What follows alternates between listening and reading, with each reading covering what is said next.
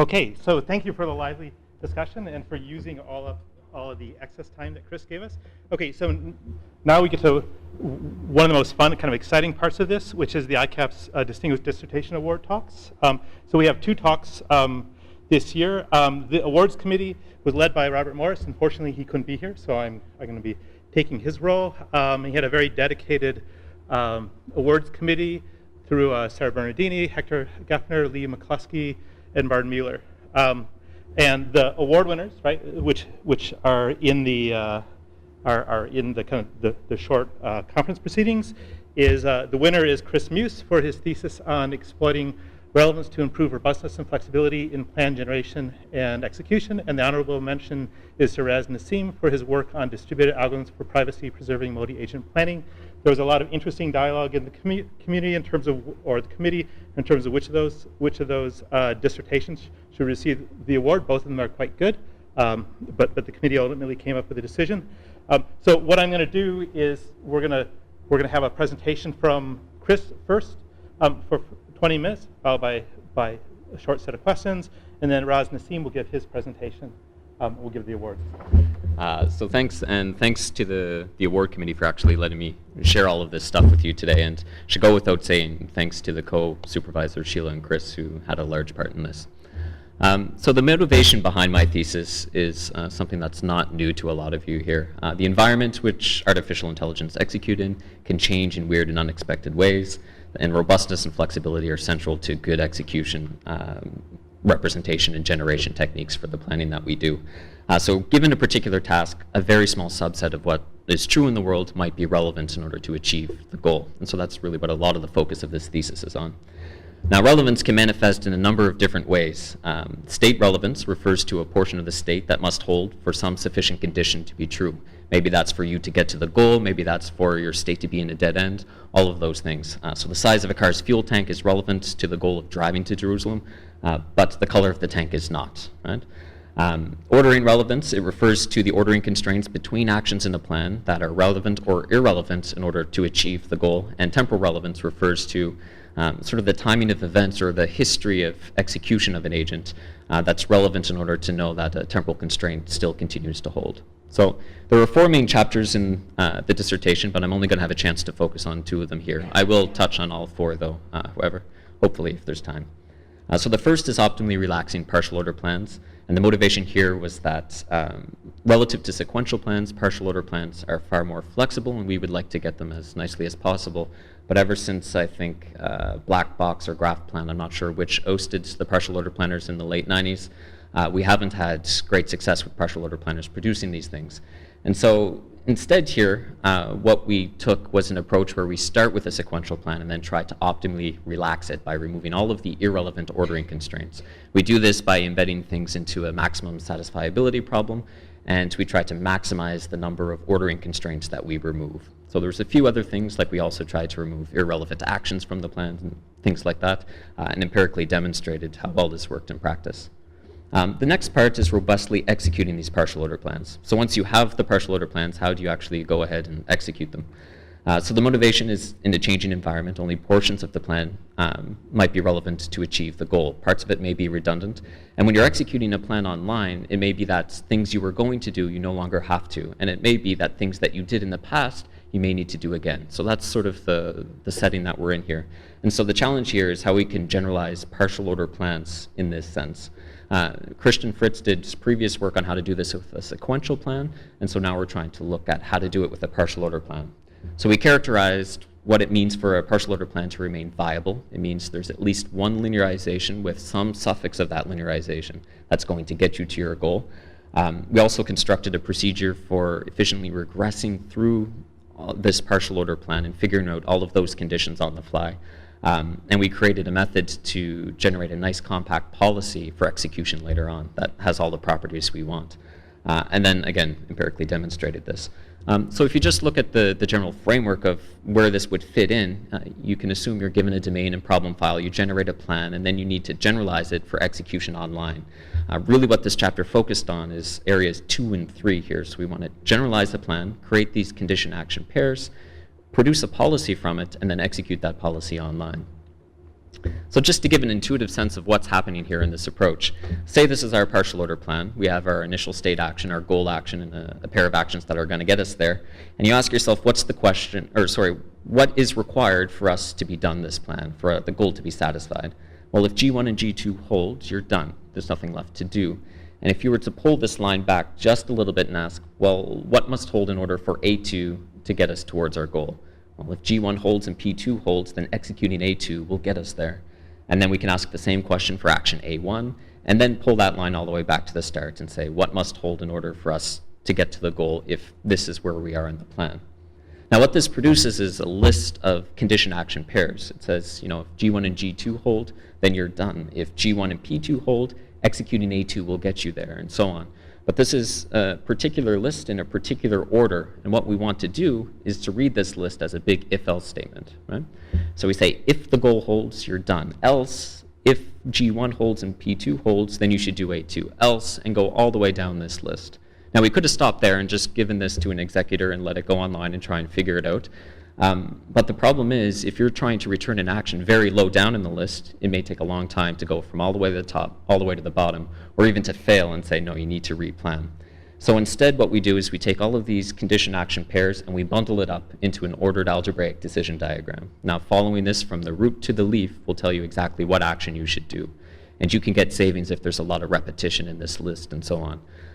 And so if you hit bottom, you should replan, and if you hit an action, that's what you should do, and it will get you closer to your goal. Now, this allows you to execute parts of your plan multiple times if there's other agents that are undoing the things that you did, and it also allows you to skip over entire parts of your plan and get to the goal faster. So we were able to get an increase in coverage compared to Christian Fritz's approach, which just looks at a sequential plan, by a factor of 2, and by a factor of 2, we're looking at millions, billions, and sometimes trillions of states of the world. We're increasing that by 2 here. But also serendipity. You can take out entire chunks of your plan if those are satisfied for you, and you can just skip to the end if that's what you're able to do. So at the end of this, a key question that was raised is what would happen if we wanted to introduce temporal constraints into the mix? Now, for anybody that's dealt with STNs or STNUs or any sort of temporal dispatching, one thing that should come to mind is that in an STN, you execute every event or every action once and only once. So what does it mean if there's a temporal constraint between 2 events or 2 actions in a simple temporal network? How do you say if the constraint is satisfied if it executes multiple times? And so really this was the challenge that we had in trying to extend this execution of a partial order plan into one that's temporally constrained as well. So I won't go into all the details of how we ended up doing this, but we had to, as part of this, introduce a number of new temporal constraints. And it didn't refer to the once and only once execution of these actions, but on the occurrences of the actions. So for example, an earliest after temporal constraint says the earliest time after you help a client, you need to invoice them, and it needs to be between 0 and 3 days. So you can help a client multiple times, that's fine, but every time that you help a client within 0 and 3 days, you must also invoice them. So these temporal constraints really dictate what happens if you execute this action multiple times. Right? And we also define the temporal constraints between actions and fluents, using the usual trick, special action to assert that a fluent holds.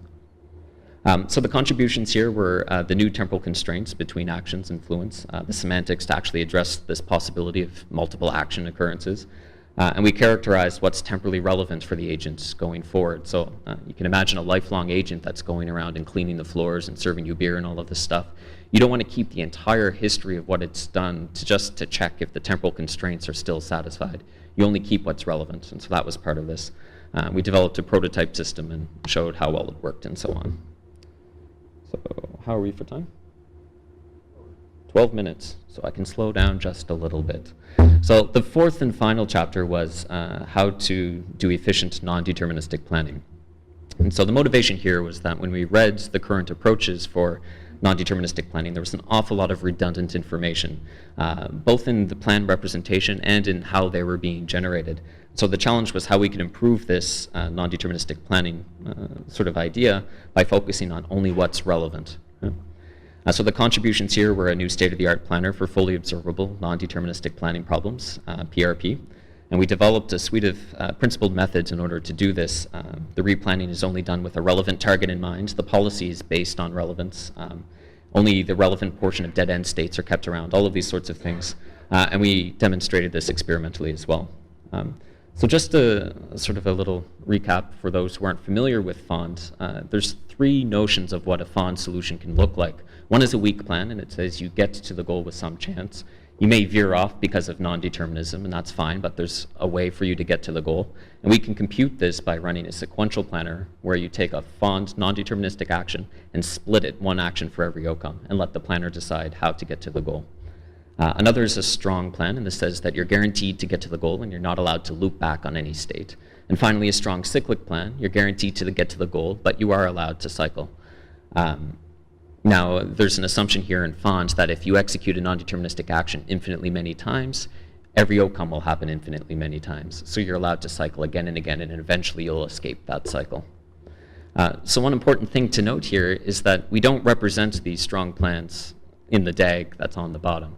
It's way too large to solve some of the problems that we're trying to solve, so instead we have a nice compact way of representing the policy. And we do this by storing just a number of triples, PAC, where P is a partial state, A is the action you should execute, and C is the cost. So you search through your big list of partial state action pairs, it should look familiar from the earlier chapters, and you return the action for the triple that matches the current state of your world. And so this is how we're able to very compactly represent very, very large solutions. So this is the overall approach that's used inside of PRP. You start by trying to simulate a policy, and as soon as you find something that's not defined, to begin with it's going to be your initial state, you compute a weak plan, so you run a deterministic planner, right? And this is built on top of fast downward, so currently I think it's running just the FF heuristic to get us to the goal as quick as possible. If you find a plan, good, update your policy, and then continue this process. If you don't, process it as a dead end and continue. Now, how we update this policy, I said we have these triples, PAC. The P is a partial state, and it's really just what's relevant for you to get towards your goal. And so the secret weapon for what's going on under PRP, and I'll let you in on this, is regression. Right? And I really want to emphasize the power, and I feel like I should pay homage to regression and how much it's given me for this bit of work. And so I'm going to just digress a little bit to talk about what regression is, so you might be able to apply it in your own research. So we usually think of progression as taking a state, applying an action, getting a new state, and so on, and eventually you get to your goal. Regression sort of works the same, except it goes in reverse. It tells you, if I want holding A to hold right after this action, what must hold just before it. Right? And so you essentially remove the effects of the action and you add what the action requires, its preconditions. And it's an extremely powerful technique that is used throughout the planner that actually led to its success. So just to sort of visualize what's going on with regression here, this is your classic blocks world planning problem, prob blocks 4-1. The goal of it is A to be on B, B on C, C on D, and those are the three blue dots you see on the right. And this is the actual sequence of states that you go through to get to your goal. The blue that you see is the regressed goal back through this. So I don't want you to think that regression is just something special that happens in real world problems or only in weird domains that you don't see. Regression actually focuses on just a very small subset of the state that's relevant for you to achieve the goal. So if we were to ask ourselves, of the 29 fluents, how many of them are actually relevant, and push all of these blue dots down to the bottom, and then sort it based on most relevant to least relevant of these partial states. And then let's say we plot this across states on your x-axis and ratio of fluents on your y-axis, and then use all 150,000 or so states we can find from 930 IPC plans. There's something really interesting that you see here. And I love this chart because all of this white space here is irrelevant fluents. So if you're doing something that you could be applying regression to, these are all classical planning problems, you really should take a second look and see if you can use this technique in it. So only 168 states of almost 150,000 actually have more than half of their fluents relevant. This is a really, I think, interesting statistic about all of the domains that are out there, even all of the puzzle domains. A lot of irrelevant stuff going on. So what was the impact of this? We have the impact on the policy size. The previous state of the art was generating plans up to about tens of thousands of state action pairs before it stopped solving problems. we remain around 100 states or so for this nice compact representation. And again, there's a separation in the number of problems that we're able to solve as you give it more and more time. So the summary of the thesis, the key contributions were made to automated planning in the areas of plan generation, execution, and representation. And the improvements for these areas focused on enhancing the flexibility and the robustness of the techniques there. And many of the methods introduced were founded on some notion of relevance, be it state relevance, ordering relevance, or temporal. So again, these were the 4 different chapters, and I just want to mention a bit on where I've taken the work since then, and some published and some unpublished. So for optimally relaxing the partial order plans, we've looked at different encoding variations and relaxing the idea of what has to be true in your initial state, for example, things like that. Because it's in a max-sat solver, you can ask really interesting questions with it. We've also looked at possibly trying to find the optimal block decomposition. For robustly executing partial order plans, we have some preliminary work on the expressive power between match trees. Some of you may know the data structure in the OADDs that was used in the thesis. Some interesting stuff coming out of that as well. For robustly executing temporally constrained plans, we initially looked at different ideas of regressing time, and it didn't work out for the thesis, but I think there's still a nugget of interesting stuff that could be brought out there, as well as incorporating temporal uncertainty. And finally, for the non-deterministic stuff, this has been the one that we've extended the most. We brought it to conditional effects, partial observability, multi-agents, probabilistic stuff. It seems to be the strategy for me as of late is to take PRP and apply it somewhere else. So with POMA and prob, who knows, maybe in the future I'll try and solve qualitative DECPOM DPs with all of this stuff, and we'll see what happens. But with that, thank you everyone, and I'll take any questions.